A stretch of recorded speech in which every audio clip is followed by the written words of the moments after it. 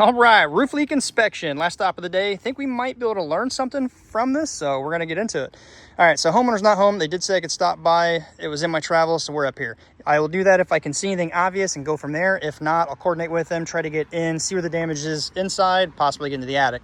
This is something I think that I haven't covered, or maybe not of. So the typical obvious damage, things like that, the nails and keyway. So it's on this section, northeast corner of the house over a bedroom. So we're gonna just come up here and look around a couple things. So first off, we are under a tree here. Doesn't get a lot of sun. It is the north facing slope. So you got some moss, lichen, blue-green algae you can see. So we're kind of just gauging the age of the roof. You see some discoloration by the pipe. That's actually more the normal color, and the dark spots are the algae that grows over time. You get either heat around box vents that blow down, where it heats down and inhibits the growth, or you get metal and the oxidation comes off, keeps it from growing. So you can kind of see there. Also, on a southern facing slope in my hemisphere here, you're gonna see less because it gets more direct sunlight than the north slope. So anyway, just some things to go off of. So I'm guessing this roof to probably be 10 to 15 years old.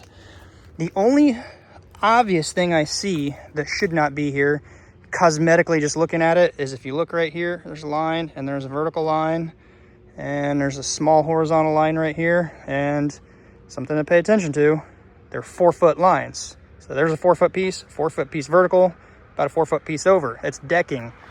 Right here appears to be a rafter or truss. The decking is popping up. It's kind of gotten squishy and raised up. Here's the end of a sheet, and there's another. Typically, it gets forgotten to be nailed. Over time, it gets moisture and heat in it, expands, contracts, buckles, wood like that. Something to pay attention to leak-wise, if you get a big enough hump, water can get in here, run laterally because it can't jump the hump. I don't think that's the case right here in this particular roof issue, this leak here. It's got a nice big stagger. I'd say probably 7-8 inches right there. If water got on this on about a 412 pitch, it could run over into the keyway right here that goes under the shingle, but I don't think that's the case because it's not a huge hump right here. The biggest hump is about right here. Anything comes in is going to be here, and it's pretty much coming out.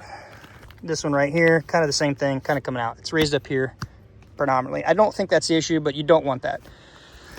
So real quick fix, remove some shingles. If it is solid wood, drive it down, nail it down, or cut out the wood, replace it, put shingles back. Some of the things we're going to look for is the nails in the keyway. That age of roof, you can see the dirty marks where water does get in. That's far enough. I mean, it's close, but it's not an issue right now. You don't want them that close. But I did notice, looking at that cut mark, which I'll get into, see that nail right there? That's what you want to avoid. Although it's still tight in there, it's not good, but that I don't think is the leak. Another little scrape right there. There's another cut right up here. So what is that, you might be asking? It's not on the subject, but we'll cover it real quick. It's a pet peeve of mine. I can't stand when roofers take a hook blade and cut a shingle on top of a roof, because if they're not paying attention, it cuts and scrapes the shingle above. That's the mark you're gonna get left with. This was a piece of a shingle. They threw another shingle up and they went to cut it short, cut too deep. It's not deep enough to cause a problem, but that's not good quality craftsmanship. It's piss poor if you ask me. This one here got into a nice big scrape.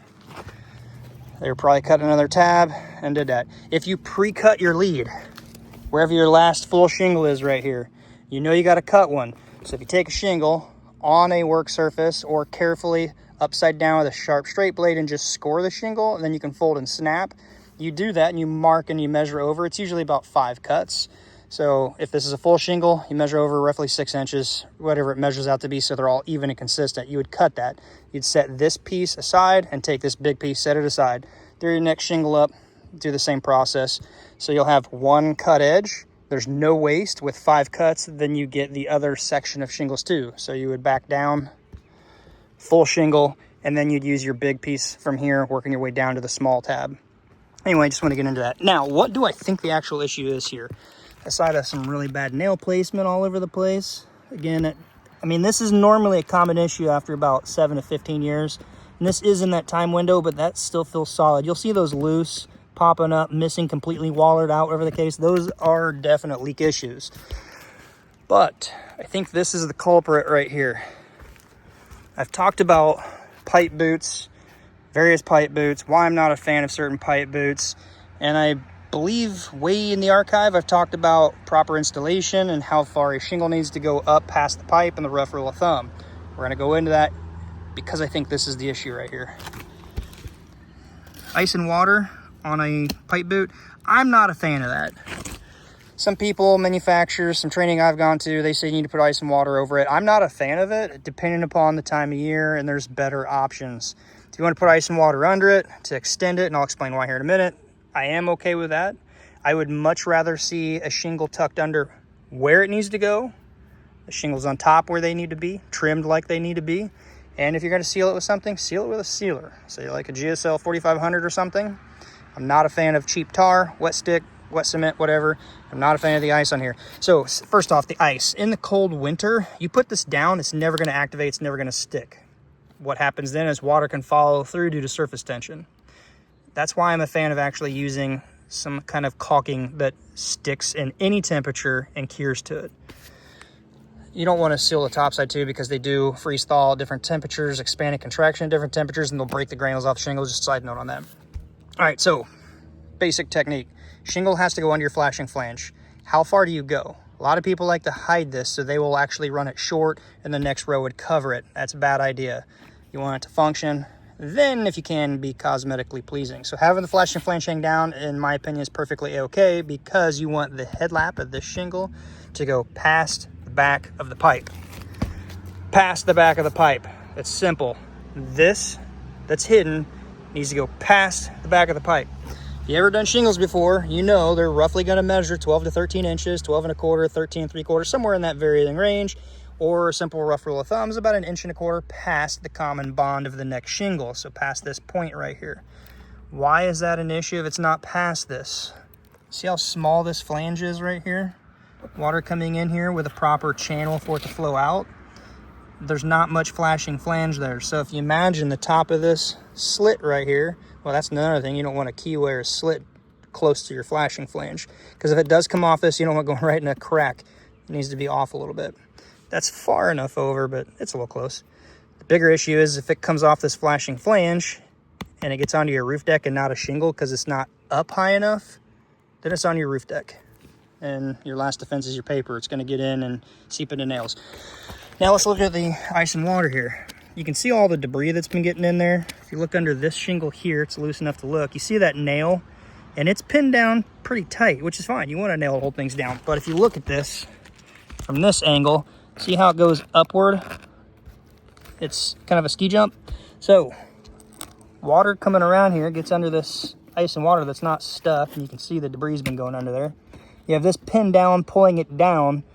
Gravity pulls things down, and you mix that with surface tension. Water's going to come back here from everything above, get the pipe boot split left and right. It's going to start catching this under here, going under there, and pulling down the path of least resistance. If you have a slope down this way that's greater than the slope this way, it's going to follow that. Right in, around under the nail under there, or more importantly, completely missing the deck or the shingle here, because it doesn't quite go up that far. So you have all this above that could easily come off laterally down the hill this way and onto your roof deck and into wherever it goes from that point. Shingles shed water off of your roof. Water comes down, continues from one to the next. They're designed to shed water down this way. If you start sloping them other directions, it's not going to function like it should. The other thing I will point out, it's more so on box vents or things where they're a little bit bigger, but if you have a point of a shingle, so this shingle here, the next top headlap will be past that, so that doesn't apply to this. I want to point this out real quick. So this shingle here goes up higher. There's a point up in this area, probably about right up in here. If these were to break down a little bit lower, so they're covering a little bit more of this, that point would be about right here. Water coming and splitting around us, that's really tight too. You don't want them that tight. We'll catch the point of the shingle, and again, the path of least resistance, surface tension, varying factors, can run laterally right off your flange. They do make these ribs in here for two reasons: to make it rigid so it doesn't buckle and warp, and then also water, if it hits it, it's not going to jump over it, but they're not that big. If you have that point where it catches, it can run laterally. You'll find that more not on a box vent like this, or say a aluminum steel box vent. That nail's a little tight. Sometimes they'll get loose and pull out, and that's a leak issue. Where was I? So they don't have the big ribs. I've seen it come off laterally like that. More in a valley. If it's a close cut valley, we'll look at that real quick. We're just on a roll about talking about stuff. California Valley doesn't really apply. Some people say these are worse. I disagree. It gives it a solid channel for water to run down. It's also stuck to the valley, and each next shingle, consecutive shingle above is stuck down. So everything is stuck. When you have a close cut valley, this runs over, like, see, mosquitoes starting to come out. These will come over all the way. You'll crack a line. You'll cut it carefully, like I said. A lot of people cut right through a valley like you saw over here. But where this top shingle comes up to that point, imagine that coming over and you've cut it at an angle. You have a 90, well, more than a 90. You have a really sharp point that looks like this right here. And water can catch that and run laterally under. So my opinion, if you're gonna do a valley, the best valley is gonna be a metal valley. If you're gonna do a shingle valley like this, then California Valley, in my opinion, is better. You can use your own common sense, or you can go off that guy out there that says he knows best. I got crap on my lens here. Hopefully it's not been on that one the whole time. Sorry about that if it was. Yeah, so anyways, you can go off of some guy that doesn't give you facts and examples and evidence and visuals, or you can take what I show here and use some common sense with it and be like, yeah, that does make sense, because I've done this plenty long and seen it. If you don't believe me, you want to go after the other guy or follow what the other guy says, then hey, go for it. But I'm just telling you what I've seen over my 25 years of roofing. I think these are better. Water runs down, everything's sealed down, not an issue. You don't want to nail on them. So back to this right here. I'm gonna let the homeowners know what I think this is going on right here. There's no obvious damage, no holes in the roof, other than possible little nails in the decking that I can't see in the keyways. I'm not going to go split in every single one of them.